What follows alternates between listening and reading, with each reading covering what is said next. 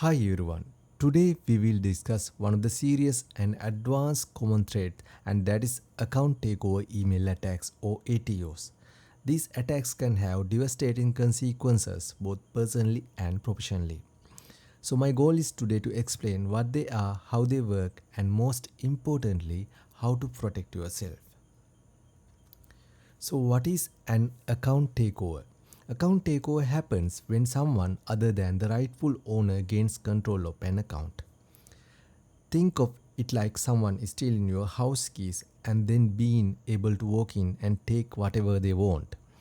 Attackers typically steal your login details, your usernames and passwords, and then use those to access your accounts.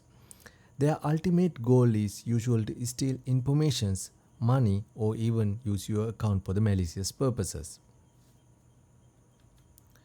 So how ATO email attacks works? And there are steps. So ATO email attacks often start with an phishing email. This email is designed to trick you into clicking link or opening an attachment. The email open looks very convincing and sometimes appearing to be from trusted source like your bank or social media platform. So once you click the link, you are usually taken to fake website that look almost identical to the real thing. So if you enter your login details on the fake website, you have just handed them directly to the attacker. So there are several kind of ATOs attacks can be happen, and one thing is man in the middle attacks. So generally attackers intercept communications on insecure or public networks, capturing or altering sensitive data including login details. Another thing is key login, and another kind of malware installed on your device can record keystrokes and capturing your login details as you type them.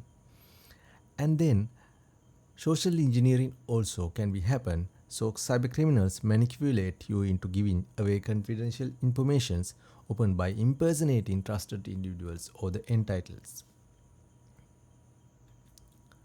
So what are the risks associated with an account takeover?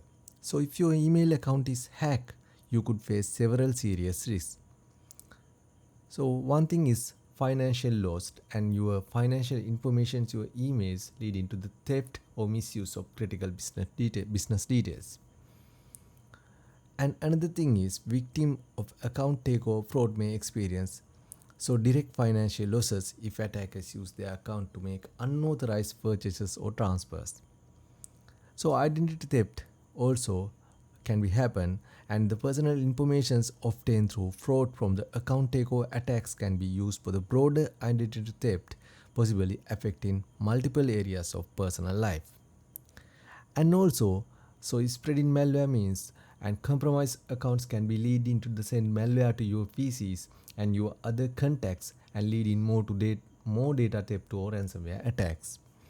So finally, so reputation damage, that means account takeover attacks can target multiple end users of an organizations and causing long-term damage to the reputation of business security and data privacy.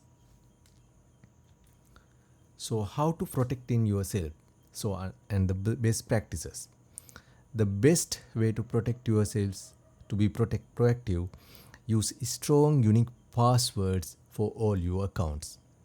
And the second thing is enable two-factor authentications or multi-factor authentications whenever possible for all of your accounts. And this means that even if someone steals your passwords, they will need the second code usually sent to your mobile phone or email to access your account.